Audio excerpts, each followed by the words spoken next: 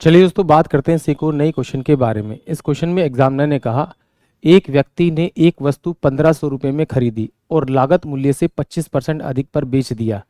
यदि उसे इस पर 75 रुपये कर के रूप में देना पड़ा तो उसके लाभ की प्रतिशतता क्या होगी, ये एग्जामिनर ने मुझसे पूछा।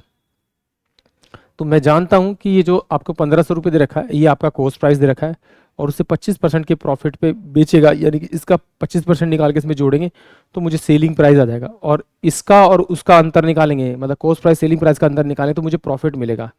और जो मैंने 75 रुपये दिए वो किस पे दिए, अपने सेलिंग प्राइस पे दिए, यानी कि मेरे प्रॉफिट में से 75 रुपये कम हुए।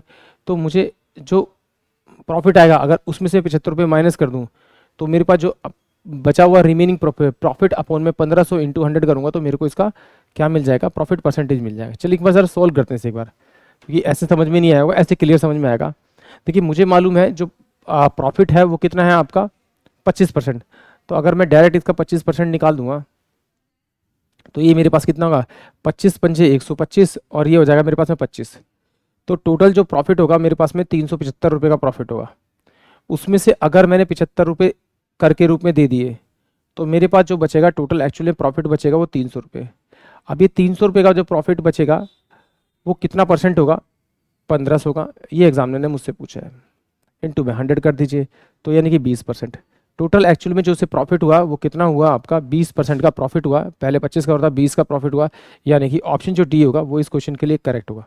एक बार फिर समझते हैं इसे डिटेल से, अगर इस तरह से ही नहीं करना, क्योंकि एक्चुअली में तो मेरे को पता है इसे डायरेक्ट ही करना था, बट अगर डायरेक्ट नहीं करना तो मुझे मालूम है कि ये 1500 रुपये मुझे दे रखा है कॉस्ट प्राइस, इसको बेचा 25% के प्रॉफिट पे, तो 25% के प्रॉफिट पे बेचा तो उसका डायरेक्ट 25% निकाल लेते हैं, यानी 1 बाय में आपका 4 निकाल लेते हैं, 4 निकालते हैं तो 4 तिया 12 और 4 7 28 और 4 पंजे 20, यानी कि 375 रुपये से टोटल कितना प्रॉफिट है, 375 रुपये। अब ये देखिए इसमें अगर मैं 375 रुपये ऐड करूँगा तो ये 1500 रुपये से अमाउंट मेरा कितना हो जाएगा, 1875 रुपये हो जाएगा। अब इसमें से उसने 75 रुपये उसको दे दिए टैक्स के रूप में, तो बचा कितना उसके पास में 1800 रुपये। टोटल था कितना कॉस्ट प्राइस, 1500 रुपये। दोनों का अंतर करेंगे तो कितना आएगा आपका 300 रुपये।